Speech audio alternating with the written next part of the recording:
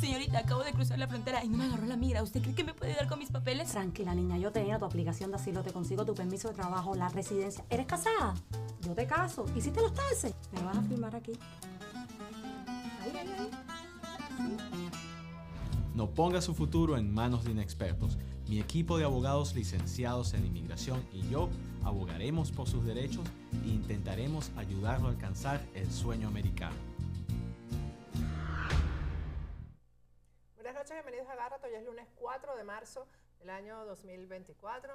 Y quiero recomendarte, si quieres hacer una cita con el mejor estilista del sur de la Florida, que es Calogero Tramonte, hazla a través de su página web, que es turred.com, o a través de su aplicación. Siempre recomiendo mejor la aplicación, que también es Turred, porque por la aplicación le puedes hacer seguimiento a todos los tratamientos que te hagas con Calogero. Haz la cita con anticipación y una vez que la tengas, trata de ser puntual.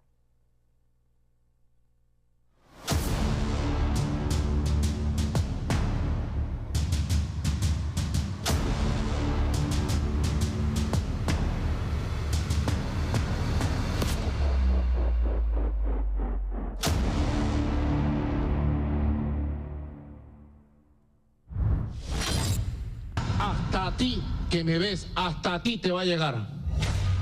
¿Crees que no te va a llegar? A ti te va a llegar la justicia cuando te toquen tum tum.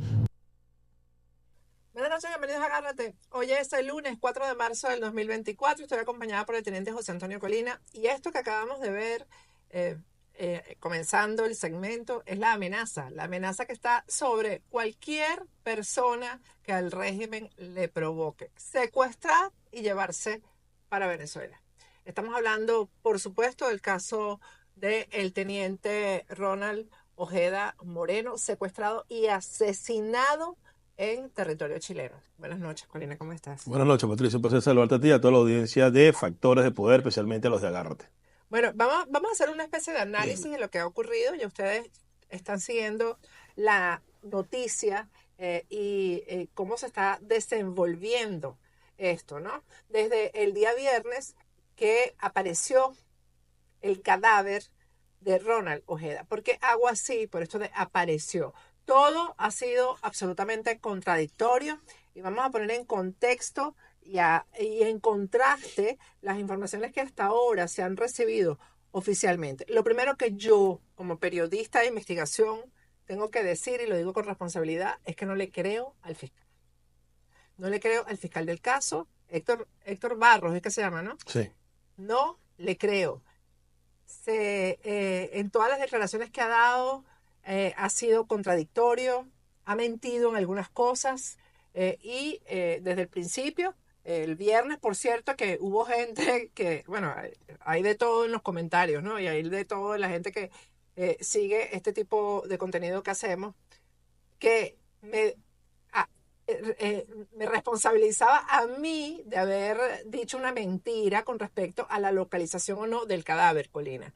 Porque lo primero que hizo el fiscal el viernes fue negar rotundamente que en el lugar se había encontrado un cadáver. Lo dijo exactamente así, que no había ningún cadáver en el lugar. Tanto es así que yo he estado en contacto permanente con Javier, que es el hermano de Ronald, y Javier incluso feliz me dijo, gracias a Dios no encontraron ningún cadáver, Colina. Sí, no, yo me acuerdo de eso y la verdad que lo que tú dijiste fue lo que exactamente dijo el fiscal en ese momento, que es el fiscal del caso. Exactamente. Bueno, eso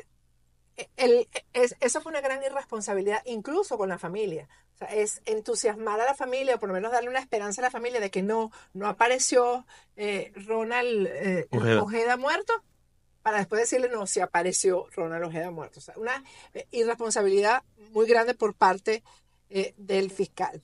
Pero hay algo muy importante y es la negativa de las autoridades a permitir que la familia vea y reconozca el cuerpo, Colina. Porque hasta este momento, la esposa de Ronald Ojeda se está quejando de que no le han permitido el contacto, no tocarlo, etcétera, pero el acceso directo, ver de cerca a su esposo. Vamos a escuchar lo que el abogado de la familia ha dicho con respecto a esto. Efectivamente, la señora no ha tenido un acceso parcial a los restos mortuorios de una persona que se atribuye por un reconocimiento dactilar al señor Ojeda. Me ha dicho que ella espera tener un acceso físico completo, evidentemente no tocar el cuerpo que constituye una evidencia, pero sí cerciorarse a cabalidad, en espera también de los informes genéticos, de los informes médicos y los científicos, y con eso entonces poder seguir avanzando. Hasta ahora ella me ha dicho que si bien agradece que se le haya permitido un acceso, este fue parcial y no le permite convencerse del todo. Colina, esto de que no le permitan a la esposa acercarse al cuerpo lo suficiente. La información que tenemos es que se lo han permitido a través de un vidrio. A través de un vidrio el cadáver está lejos y el tema no es que haya dudas acerca de que el cadáver sea el de Ronald Ojeda, Colina. Pero en este tipo de cosas, ¿qué es lo primero que se hace cuando se localiza un cadáver? Lo primero que se hace cuando se localiza un cadáver es determinar qué tiempo tiene el cadáver de haber sido asesinado o lo que sea. Y yo pienso que el fiscal está mintiendo porque... Pero para el reconocimiento, te pregunto, porque tú has trabajado en estos casos. Para el reconocimiento de un cadáver, ¿qué es lo primero? Bueno, lo primero en estas épocas es hacer una prueba de ADN inmediatamente. Lo primero es, Colina, llamar a la familia. Claro, pero en este caso el cadáver está descuartizado supuestamente, entonces presentarlo es un poco... No, pero de todas maneras, si la familia lo exige, eso es deber de las autoridades mostrar el cadáver. Tienen que mostrárselo a la esposa, tienen que mostrárselo a la familia directa que lo está exigiendo. En este caso, hablan de que está descuartizado, la familia no dice que está descuartizado. Correcto. No hablan de... el único que ha dicho el estado en el que supuestamente está el cadáver es el fiscal que dijo de primer momento que no tenía golpes. Correcto. Y lo más importante de todo esto, no tiene heridas de bala, pero de eso ya vamos a hablar, ¿no? El tema de esta negativa de que la familia vea el cadáver. Aquí lo que se está escondiendo no es la identidad del cadáver, que por cierto, la única identificación hasta ahora ha sido por la huella. Una huella, tú pones una mano dentro de la caja o dentro de la maleta donde encontraron el cadáver. Correcto. Y en las manos están las huellas. Eso no es suficiente. Pero ya está a punto de salir la prueba de ADN que se la hicieron con la hermana que también vive en Chile. Eso está a punto de salir. No es que estemos dudando de que sea Ronald Ojeda. La duda que hay aquí, y eso es fundamental para la investigación, es cuánto tiempo tiene de muerto Ronald Ojeda. Porque lo que han dicho desde el principio es que la data de muerte es de 7 a 10 días. Es decir, que lo habrían matado el mismo día que lo secuestraron. Correcto. Colina. Bueno, es ahí donde yo pienso que el fiscal está mintiendo. Exactamente en ese punto, porque él fue muy preciso a dar una fecha de cuánto tiempo tenía Ronald Ojeda asesinado, que desde 7 a 10 días. Yo particularmente pienso que él ahí está mintiendo y es por eso que están dificultando todo este proceso de enseñárselo a la familia, de hacer las pruebas respectivas para que pase el tiempo y entonces pueda coincidir la data con lo que el fiscal dijo, que desde mi punto de vista pues no está diciendo la verdad, porque alguien que haya sido asesinado 7 a 10 días presenta unas características muy diferentes a que si tiene menor tiempo, 4, 3 o 2 días. Yo particularmente pienso que una operación de ese tipo no fue para asesinar a Ronald Ojeda el mismo día, sino que fue posteriormente y ahí el fiscal está mintiendo. Pero además, una operación tan costosa económicamente, operativamente, logísticamente, para asesinar a la persona en el momento. Toda la responsabilidad se le está echando a el Tren de Aragua. No es que yo quiera decir que el Tren de Aragua y que son inocentes. Yo estoy segura y estuve segura desde el principio y lo dije aquí en este programa, que el Tren de Aragua tenía que ver. Pero no tiene que ver con el operativo completo, ni tampoco es el cerebro del operativo. El Tren de Aragua fue contratado para la vigilancia, tal cual como se ha dicho, del jovencito que estaba preso, el de 17 años, y fue contratado para deshacerse del cadáver. Pero esta operación tiene todo el sello de la DGCIN. Todo el sello de la DGCIN. Y vamos a ver algunas imágenes que tenemos de cómo actúa el Tren de Aragua cuando comete secuestros, incluso cuando comete homicidios. No actúa de esta manera. Primero, ni siquiera se toman la molestia de encapucharse. Correcto. Muestran las armas, porque esa es una de las características del Tren de Aragua, es dar temor, mostrar lo que ellos tienen, y lo que ellos tienen son armas, y lo que ellos tienen, y ahí tienen todo esto es el Tren de Aragua. Hay incluso reportajes en la televisora chilena y en los contenidos periodísticos de Chile que hablan de cómo actúa en Chile el Tren de Aragua y cómo de lo que se encargan es de secuestrar y extorsionar, es decir, pedir rescate por la persona secuestrada. Aquí no se pidió rescate nunca. Es decir, el móvil del crimen cometido contra Ronald Ojeda, ese es el punto en el que la Fiscalía y el gobierno de Chile no quiere llegar a la verdad. ¿Por qué secuestran a Ronald Ojeda? La causa de la muerte, Colina. El fiscal dio 2 versiones de la causa de la muerte. Ya hay un examen médico forense. Entonces, los periodistas, obviamente, irresponsablemente y de forma responsable, quiero decir, preguntan de qué murió, cómo murió, porque si no tiene ningún orificio de bala. Porque lo lógico es pensar que esta gente tan armada que lo fue a buscar, se lo iba a matar, pues le das 2 tiros. Pero es que además, si el objetivo era matarlo, es que esperas que salga de su casa y le mandas a 2 tiros con el Tren de Aragua. Precisamente, no, el objetivo no era matarlo, se les murió en medio de la tortura. Pero el fiscal da 2 versiones de cómo fue esta muerte. Vamos a escucharlo, lo que dice el fiscal con las preguntas que le hace la periodista. Fiscal, ¿qué significa asfixia mecánica posicional y cómo se habría aplicado en este caso? Básicamente se asfixió en el fondo y esa es la causa de muerte que tenemos establecida por ahora. Hay solamente un informe preliminar, el informe final lo tiene que evacuar el servicio médico legal en el curso de los días que vienen. ¿No se sabe cómo se habría asfixiado? Mayores de edad, a otras 2 personas que están mayores de edad. Fiscal, ¿no se sabe cómo se habría asfixiado? ¿A qué se refiere con...? ¿Cómo se habría aplicado? O sea, ¿cómo finalmente habría...? Con un elemento de tracción. Primero dijo que era una asfixia mecánica posicional. ¿Qué es una asfixia mecánica posicional? Es un tipo de muerte accidental que ocurre cuando la posición del cuerpo obstruye las vías respiratorias y dificulta la entrada de aire. Es decir, una persona que además suele suceder, por ejemplo, en los bebés, cuando una persona de repente se queda dormida, le pasa mucho a la gente con apnea del sueño. Que por la posición que tiene en la cabeza, etcétera, se les tranca la respiración y mueren asfixiados. Eso fue lo primero que dijo. Pero después la periodista repregunta y entonces él dice que fue una muerte, la asfixia por tracción. La asfixia por tracción es otra cosa totalmente diferente. Es una asfixia mecánica que se produce cuando el cuerpo se tensa sobre un lazo que comprime el cuello. El lazo, también llamado dogal, es un elemento constrictor que rodea el cuello y cuyo extremo está sujeto a puntos fijos, es decir, una persona que cuelga de un mecate. El propio peso del cuerpo actúa como fuerza de tracción. Es totalmente distinto y esto se contradice, Colina, con la versión del fiscal de que no había en el cuerpo ninguna marca de tortura, porque cuando una persona la ahorcan, tiene que tener las marcas en el cuello. Claro, por supuesto. Y es ahí donde está la evidencia de que el fiscal está mintiendo.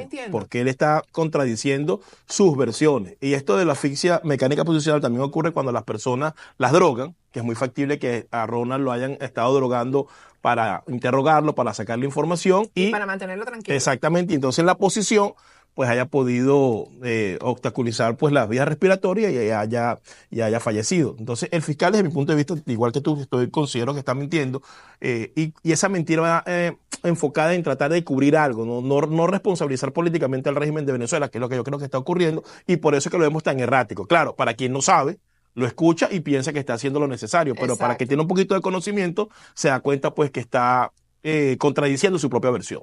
Fíjate que los periodistas preguntan, porque están haciendo un tremendo trabajo los periodistas chilenos, acerca de alguna participación de militares venezolanos y evade la respuesta, no responde sobre y dice que la única certeza es de venezolanos, pero que ya están en territorio chileno y que han participado en otros secuestros. Es decir, le van a echar la culpa de todo al Tren de Aragua.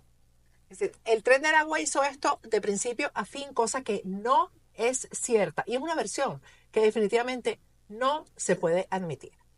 Yo les dije el video que grabé el viernes, apenas se confirmó que era Ronald Ojeda, la persona que habían encontrado muerta, que yo manejo una información y es de un informante. Yo, por responsabilidad, no quiero revelar todavía qué fue lo que me dijeron, pero yo lo voy a hacer porque hay cosas e informaciones que han surgido en medio de las investigaciones y después de que se localizó el cadáver que confirman lo que este informante me estaba diciendo desde el día 3 o 4 del secuestro. Entonces, yo lo primero que les quiero decir es que esa información se la pasé completica a la policía chilena. Y toda la información, cuando hablo de toda la información, es toda, sin reservarme nada. Se la pasé a la policía chilena, tengo el nombre del policía que recibió la información y yo, esta semana, cuando yo considere que deba hacerlo, voy a mostrarles toda la información. Pero hasta ahora, señores, con lo que ha salido, que se ha corroborado, la persona que me estaba dando la información estaba diciendo la verdad. Por ejemplo, el número de personas que participaron, 8, coincide exactamente con el número que me dio el informante. Y la información no tiene absolutamente nada que ver con que el Tren de Aragua hizo esto de principio a fin. La información tiene que ver con quién de la DGCIN organizó esto, cómo llegaron a Chile, quién les entregó las armas, cómo hicieron todo el trabajo de inteligencia y el seguimiento a Ronald Ojeda. Con eso tiene que tener, está relacionado a la información que, repito, le entregué a la policía chilena responsablemente, como debemos hacer los periodistas. En vez de informar lo que yo tenía, etcétera, me comuniqué con la policía de Chile y tengo el nombre del subcomisario que me recibió la información. El fiscal, además, Colina, ha insinuado que esto podría estar relacionado con alguna actividad de Ronald Ojeda.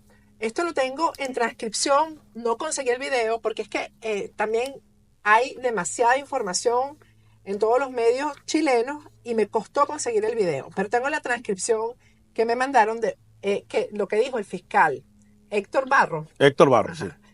Él dijo, pero también con todo el respeto para la familia y entendamos que lo comprenden en razón del principio de objetividad que regula y ordena la actividad del Ministerio Público, tenemos que investigar si puede haber habido otras motivaciones, si esto puede estar relacionado con la forma como la víctima se gana la vida.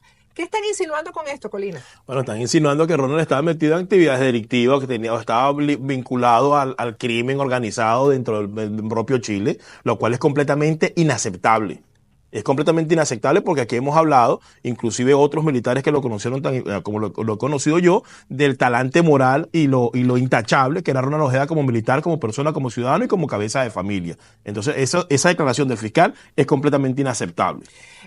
Vamos a ver el Instagram del emprendimiento que tenía Ronald Ojeda, que era una fábrica de helados. Ahí tienen ustedes, ese es el Instagram de el producto que él vendía. Incluso si ustedes revisan los comentarios de varios de los contenidos que hemos hecho sobre Ronald Ojeda, ustedes se van a dar cuenta de que hay muchas personas que dicen, él vendía heladitos en la puerta del colegio de mi hijo, por ejemplo. Eso es lo que la gente tiene que decir de Ronald Ojeda. Pero además hacía labores en la industria de la construcción. Eso era lo que se conocía. Hay ustedes trabajando en el video que tienen, que les van a poner en pantalla, trabajando para la construcción. Eso era lo que hacía Ronald para sobrevivir.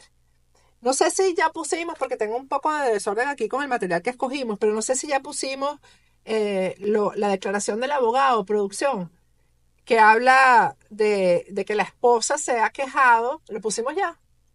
Sí, que no tiene acceso que no tiene acceso al cuerpo y hasta ahora no lo tiene.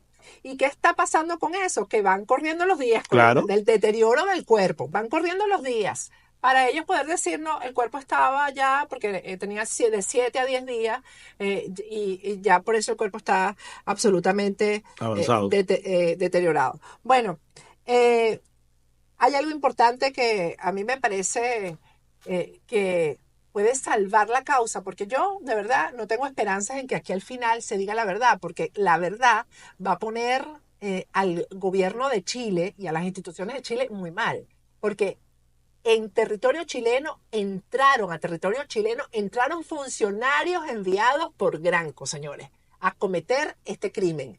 Claro, la idea era llevarse a Ronald Ojeda para Venezuela, que apareciera en Venezuela y dijera, ay, lo capturamos en la frontera. Correcto. Pero les salió mal la jugada y se les murió en la tortura. Como ocurrió con Germán Delgado, quien fue mi escolta. Si ustedes revisan en Google se van a dar cuenta de eso. Se les murió en la tortura asfixiado. Como ocurrió con Juan Carlos Gutiérrez, que fue el esposo de Fabiola Colmenares. Juan Carlos Sánchez, perdón. Y Juan Carlos se les murió también en la tortura asfixiado, como ha ocurrido con muchos presos en la DGCIN y en el SEBIN, que al final no soportan la tortura y se mueren asfixiados. Así se les murió, se les quedó en el sitio. Esto no era el objetivo, definitivamente, del secuestro. No era ese el objetivo. Porque para asesinar a una persona, repito, no se necesita esta cantidad de cosas y esta inversión de dinero. Pero fíjate que ahí hay un punto, Patricia, con respecto a lo que dijo el fiscal, que también en el fondo muestra una gran contradicción, porque si él dice que es el crimen organizado, y a la hora de que él mismo da la descripción de cómo fue el hecho, donde los individuos tenían conocimiento de puntos ciegos en la carretera, donde abandonaban los vehículos, cómo abandonaban los uniformes, eso no es algo que el Tren de Aragua pueda hacer. Hay complicidad interna. Exactamente. Y el fiscal no habla de eso, de quiénes son los cómplices chilenos. Exactamente. Entonces, el Tren de Aragua no va a estar en capacidad de contactarse con unos policías corruptos o con alguien de la administración de ese gobierno para cometer este delito, pero un funcionario militar sí, o policial, claro, de acuerdo al acuerdo que ellos hicieron policialmente entre los dos países. Entonces, él mismo está dejando en evidencia su contradicción y que están encubriendo la verdad, porque no la quieren decir. Pero lo que te iba a decir es que la única esperanza que yo tengo es que la oposición en Chile se está ocupando del caso y de hecho va a haber una sesión especial del Senado en Chile para tratar este tema. Y la han propuesto líderes opositores que no quieren calarse esta versión tan absurda, porque lo que tú dices del Tren de Aragua es absolutamente cierto. Y si el Tren de Aragua le llegó a esa información de los puntos muertos de las cámaras, y de los uniformes, de la logística, entonces Chile está muy mal. Sí, porque ya el Tren de Aragua está controlando esto directamente, pero no es así. Aquí hay funcionarios militares que le responden a Granco y están metidos en esto. Fueron enviados a Chile especialmente a esto. Y ahora lo que dice el fiscal es que hay 2 personas más de interés, repito, que también son venezolanos y son miembros del Tren de Aragua. O sea, el Tren de Aragua al final le van a montar esto de arriba abajo, no es que no se lo monten, porque son cómplices necesarios, además. Cómplices necesarios, los que trasladaron el cuerpo, los que vigilaron, ese muchacho de 17 años lo pusieron en el edificio a vigilar la entrada, la salida, todo eso. Bueno, yo quiero mostrarle en el Instagram de Ronald Ojeda, está mucho de lo que era su pensamiento, aparte del libro que dejó escrito, que ya en muchas páginas y en muchas redes sociales ya se ha mostrado que es un recuento de las torturas que vivió en Venezuela estando preso. Pero en su cuenta de Instagram está su pensamiento. Y esto es una respuesta a quienes decían que era un infiltrado, que Ronald Ojeda vendía armas en Chile, haciéndole el juego a esta versión que lo asesina moralmente, además de estar muerto físicamente. Vamos a ver una partecita de lo que él contaba que fue su actividad de inteligencia en Venezuela, de inteligencia contra los generales corruptos. Yo le hice que se lo voy a mostrar acá. Este es el general Ovidio Delgado Ramírez, el cual yo le hice un trabajo de inteligencia en la región de Guadalito, estado Apure, y el mismo, este general, para ese momento general de brigada, era el encargado de dirigir las operaciones de los grupos subversivos, de los grupos guerrilleros en esa región. Tenía alianzas y tenía coordinación con los grupos de la FARC, los grupos del ELN, que para ese momento operaban en esa región. De igual forma, en esa unidad superior, el segundo comandante del general era este coronel de apellido Marco Tulio Álvarez.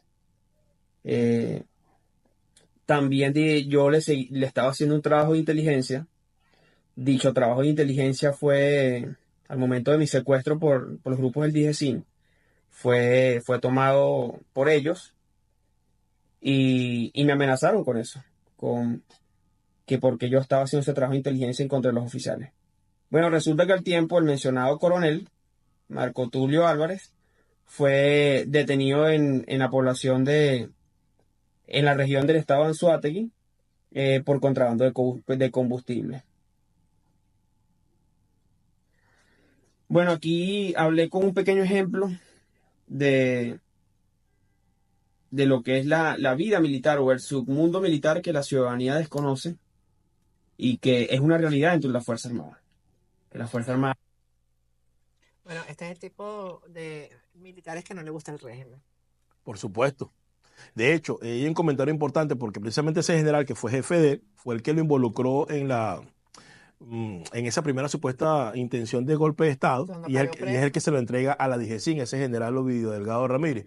Y con lo que tú decías que se le pudo haber quedado por oficio mecánica, es verdad, porque al final del día este tipo de personas como Ojeda, como Juan Carlos Sánchez, son personas que están apegadas a la verdad. Y por más que los torturadores quieren sacar una mentira, no hablan, entonces se les excede la mano y lamentablemente pues los asesinan. Pero ese es el talante de Ronald Ojeda cuando estaba dentro de la Fuerza Armada y fuera de la Fuerza Armada. Y esos generales corruptos que habían sido evidenciados en su trama ensaccional con la presencia de la guerrilla y todo tipo de actividades ilícitas son precisamente a los que les interesaba, junto con altos personeros del régimen, que un oficial como este fuera del país no siguiera en su intención de liberar a Venezuela pues de esas sátrapas que se han apoderado del país. Bueno, ojalá, porque en Chile pasan muchas cosas que son particulares de los chilenos, que son importantes para ellos, que el tema no lo suelte. Porque yo sí creo que los periodistas chilenos y los políticos chilenos han entendido la gravedad de esto para el propio Chile. No es un problema que nos atañe solamente a los venezolanos ni a la familia de Ronald Ojeda. Esto es un problema regional. El hecho de que Nicolás Maduro, que por cierto, en la información que me enviaron, dice que Nicolás Maduro no sabía nada del operativo, que esto vino de vicepresidencia. Ahí les voy tirando daticos de las cosas que...